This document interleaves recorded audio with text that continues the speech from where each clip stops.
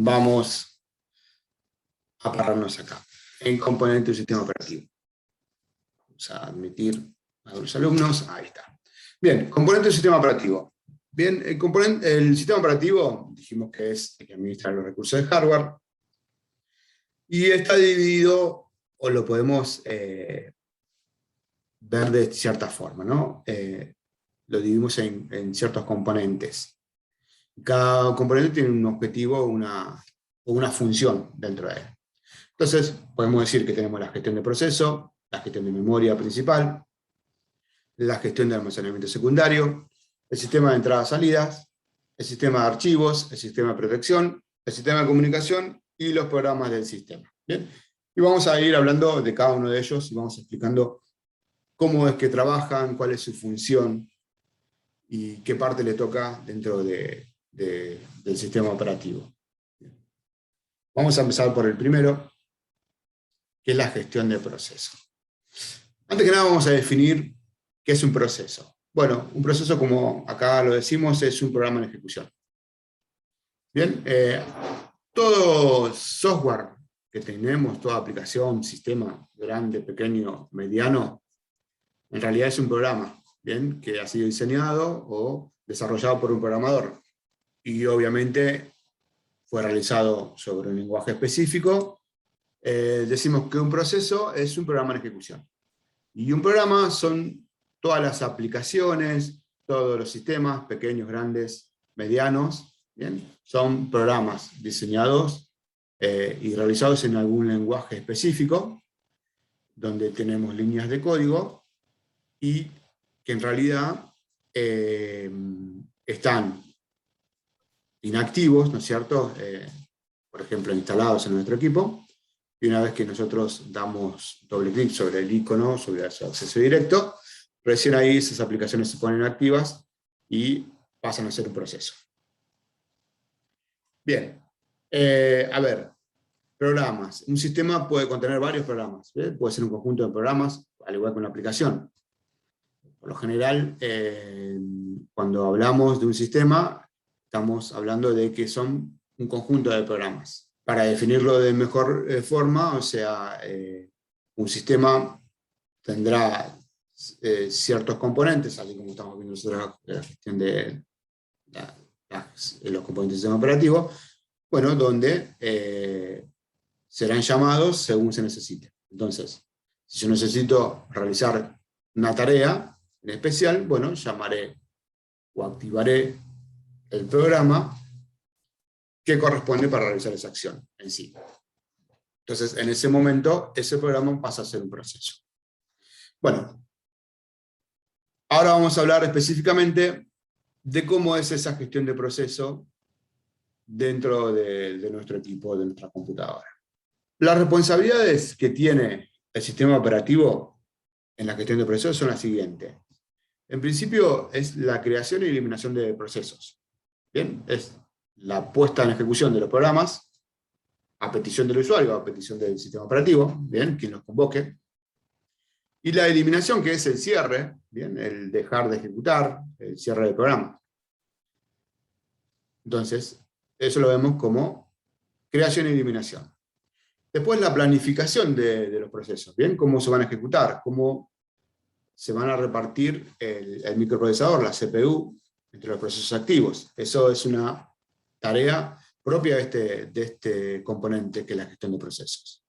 La sincronización entre ellos y la comunicación entre ellos. ¿Bien?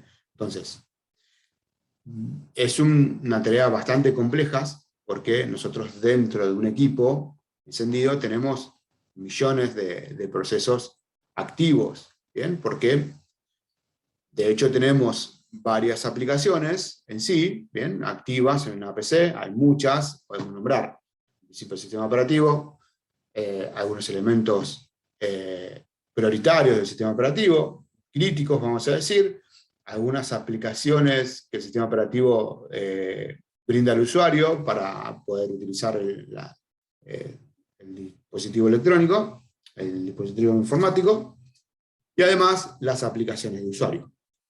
También tenemos otro tipo de programas o aplicaciones que son las de servicio, que nosotros decimos, por nombrar algunas, el antivirus, el firewall, y aplicaciones que están residentes y que se activan apenas encendemos el equipo, ¿no es cierto? Como podemos ver, hay muchos procesos tratando de ejecutarse en nuestro microprocesador. Acá vamos a ver, en esta página, vamos a ver cuáles son los estados del proceso. Bien, cómo es la ejecución, o sea, ya sabemos lo que es un proceso, ya lo describimos. Ahora vamos a ver cómo el sistema operativo los administra y los ejecuta en sí. Bien. Bueno, ustedes pueden ver que, como dijimos recién, el sistema operativo es el que los crea y los elimina. ¿Bien? Y lo podemos ver con estos dos óvalos amarillos, ¿bien? O naranjas, como pueden verlo. Uno es cuando lo crea, que es nuevo, y el otro es cuando termina o los elimina, que es terminado en sí, ya cumplió su función, ya terminó su secuencia. Entre que se crea y termina, ¿bien? Puede surgir estos tres estados, ¿bien? Un proceso puede pasar por estos tres estados. A ver, puede ser que pase como mínimo en dos, puede ser que tome los tres estados en sí, que son preparado, ejecución y bloqueado. Ahora vamos a describir un poco, ampliar un poco cómo es este trabajo. Por ejemplo, cuando se crea, bien, a petición del usuario, el sistema operativo, por supuesto que está preparado. Bien, para que esto suceda, bien, vamos a aclarar o vamos a decir algo en común. El sistema operativo, antes de crear un proceso, bien, o sea, un programa, ponerlo en ejecución, ponerlo activo, tiene que saber los recursos que va a consumir, o que necesita ese proceso o ese programa, que es lo mismo, para ser ejecutado. Como que, por ejemplo, la cantidad de memoria que necesita disponible, memoria RAM estamos hablando, la memoria principal, para su ejecución. Y además, ¿qué recursos de cargo necesita? Puede necesitar, por ejemplo, teclado, mouse, pantalla, bien, disco, placa de red, en la mayoría de los casos, ¿bien? Y algunos dispositivos más. Entonces, necesita tener esos recursos para poder ejecutarse. No simplemente es pasar la memoria y ciclos de CPU, del microprocesador, para ser ejecutado, sino también otros recursos para poder ser ejecutado. Entonces, este componente del sistema operativo es el que prepara todos esos recursos. Una vez que tenga listo, ¿bien? Ahí está preparado. Una vez que el sistema operativo logró brindarle o tener disponibles todo lo que necesita, está preparado para ejecutar. Bien, una vez que está preparado, pasa a un planificador, ¿bien? Que es este que ustedes ven acá. ¿Bien? Fíjense que todavía no llegamos a la ejecución, todavía estamos preparando. ¿Bien? ¿Qué es el planificador? Bueno, el planificador es parte de este componente, y antes de hablar cómo trabaja el planificador, vamos a dar dos conceptos. Por ejemplo, el planificador trabaja con colas y pilas, ¿bien? FIFO y LIFO, ¿bien? Y bueno, ¿qué es una cola? Es la que ustedes hacen en el supermercado para, por ejemplo, para pagar la compra, ¿bien? Entonces, fíjense en que en un supermercado, primero llegado, primero atendido. Eso es una cola, ¿bien? Y el LIFO o pila es último llegado, primero atendido. Y es como, no sé, por dar un ejemplo, la pila de ropa que que tengo para planchar. No sé, si hago algunos panqueques, voy poniendo uno encima de otro, y obviamente no voy a dar vuelta el último, sino que voy a agarrar el primero, bien, que tenga en la pila. Eso es una pila. Entonces, para que tengan en claro, es una cola, estoy hablando de primero llegado, primero atendido, y cuando hablo de una pila es último llegado, primero atendido. Bien, para que quede claro. Entonces, el sistema operativo arma filas, ¿bien?, de colas y pilas. Depende la conveniencia de cada uno. Con procesos, ¿no? Estamos hablando de procesos, los procesos que van a ir a la ejecución. Ahora, ¿cómo manejamos esto? Bueno, vamos a tener procesos dentro del sistema operativo o peleando por ciclos de CPU para ser ejecutados. Vamos a tener procesos de usuario y procesos del propio sistema operativo, que decimos de sistema. ¿Bien? Bueno, y eso lo vamos a dividir en prioridades. ¿Qué quiere decir prioridades? Bueno, nivel crítico de ejecución. ¿Bien? Se supone que todos los procesos del sistema operativo son los más críticos. ¿Bien? Son para mantener la estabilidad de mi PC, de mi computadora, y que no se cuelgue y que responda. ¿Bien? Entonces, los procesos que corresponden al sistema son los que primero vamos a ejecutar. Y eso van a tener una prioridad mayor. Y después vienen los procesos de los usuarios, ¿bien?, que puede ser, en el mejor de los casos, que haya un solo usuario en un equipo, y puede ser en equipos como servidores donde haya más de un usuario ejecutando. ¿Sí? Cuando hablamos de usuarios, estamos hablando de las aplicaciones que el usuario quiere ejecutar en esa computadora. ¿Sí? Para ser más específicos. Entonces, ya sabemos cómo arma la planificación en colas y pilas, y además sabemos que los procesos los podemos dividir en procesos de usuario con procesos de sistemas. Y además también que esos procesos, de acuerdo a quien correspondan, van a tener prioridades. Dentro de los sistemas va a haber procesos más prioritarios que otros, y dentro del usuario los va a dar el usuario mismo. Sobre todo son los que están activos, ¿bien?, los que yo tengo utilizando. Como en este ejemplo, en este momento yo tengo utilizando la aplicación Zoom. Entonces es la que está activa y es la prioritaria. Además de todos los procesos del sistema operativo que me brinda para que yo pueda dar la clase, el que está activo en este momento es el Zoom. Entonces esos son más prioritarios que el resto. Por ejemplo, si yo tengo abierto el navegador de Internet, tengo abierto un archivo de Word, ¿bien? Bueno, están en segundo plano, están minimizados. Entonces, esos son menos prioritarios hasta que yo los active, ¿bien? Estén minimizados en la barra, los active para poder usarlos. ¿Bien? ¿Vamos entendiendo? O bien, si yo los ejecuto.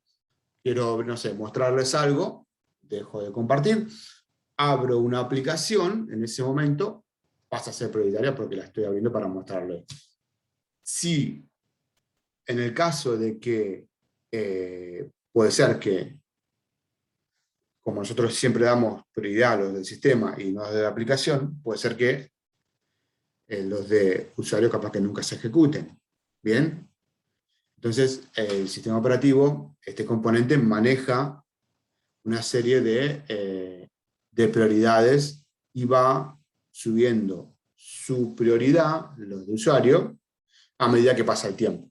¿Bien? Como para no tenerlo tanto ocioso. Entonces, a medida que pasa un cierto tiempo, le va subiendo la prioridad.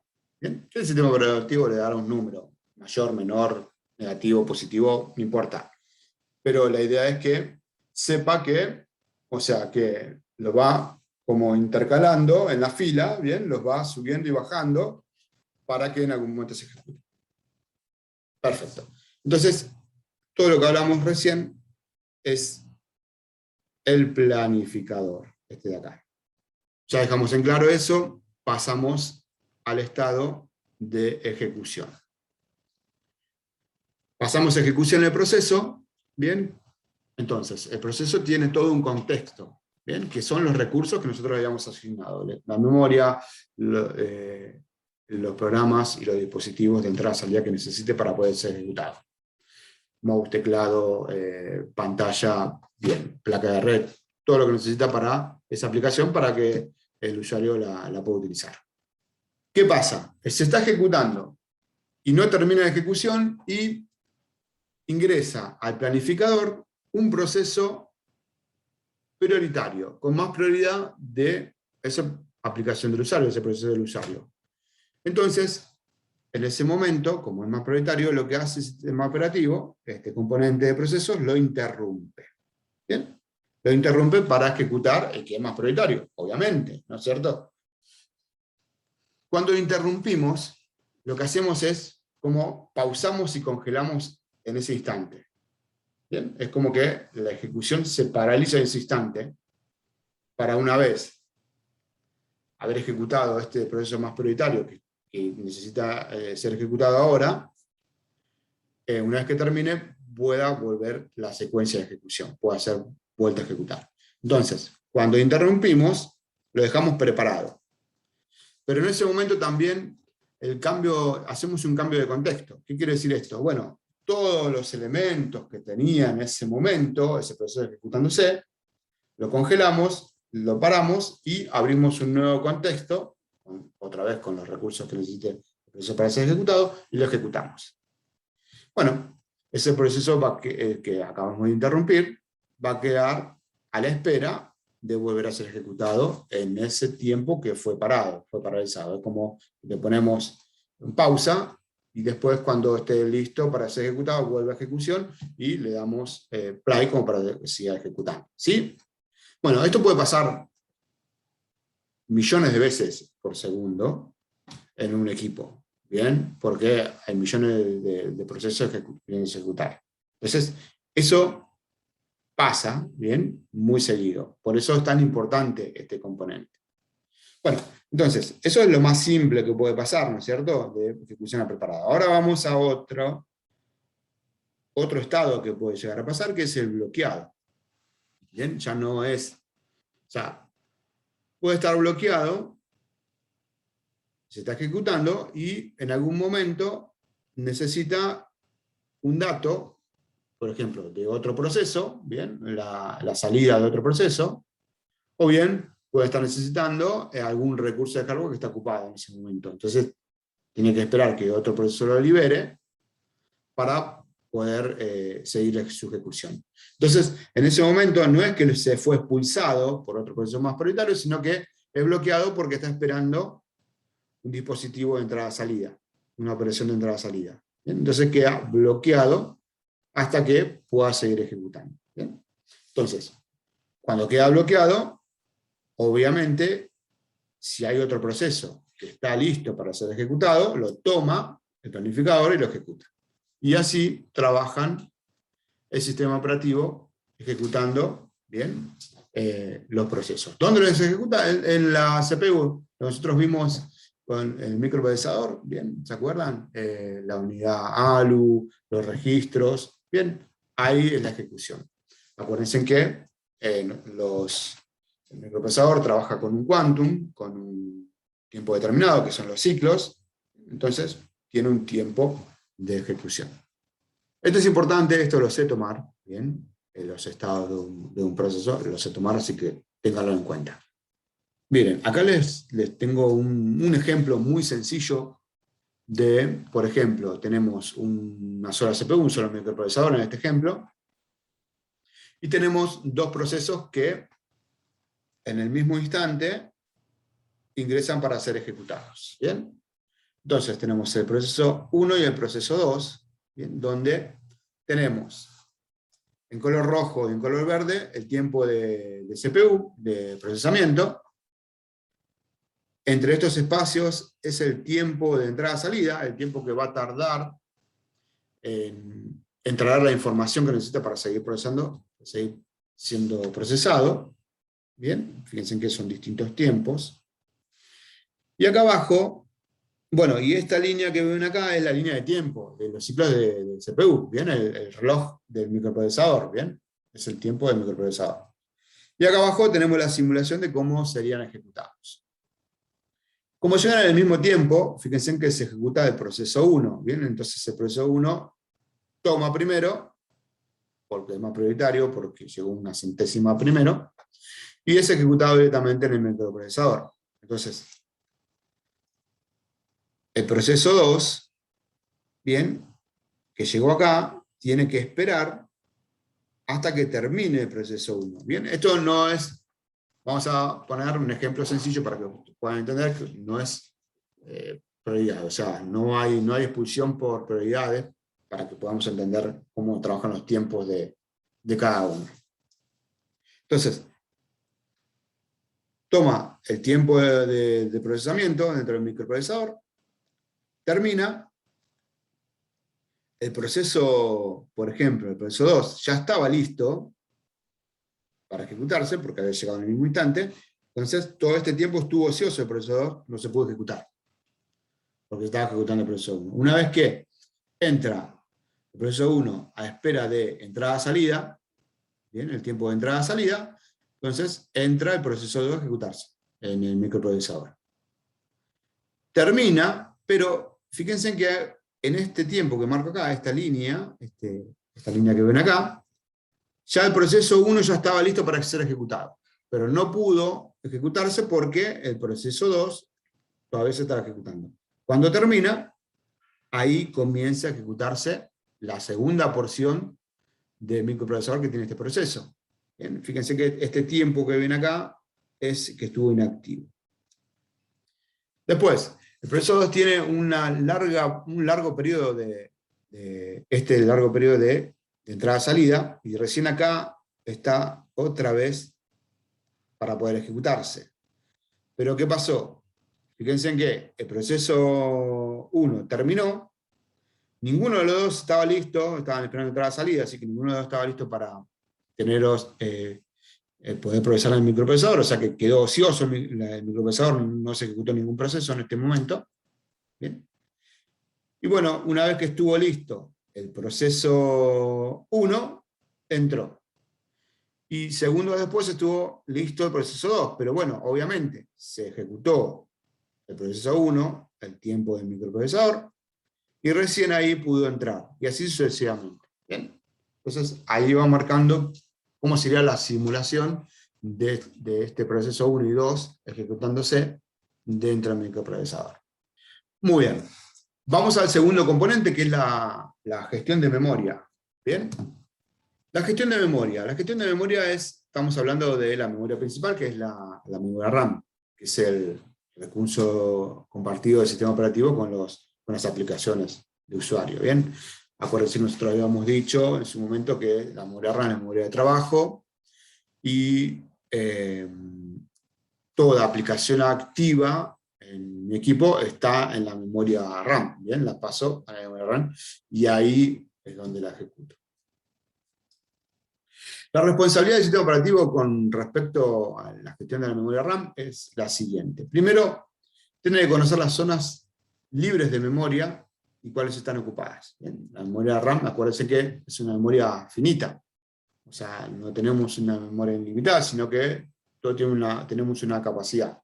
Nosotros hablamos de, por ejemplo, memorias de 2 GB, 4 GB, 8 GB, 16, 32, ¿bien? Y puede haber equipos que tengan más, 64 y más también. ¿Bien? Es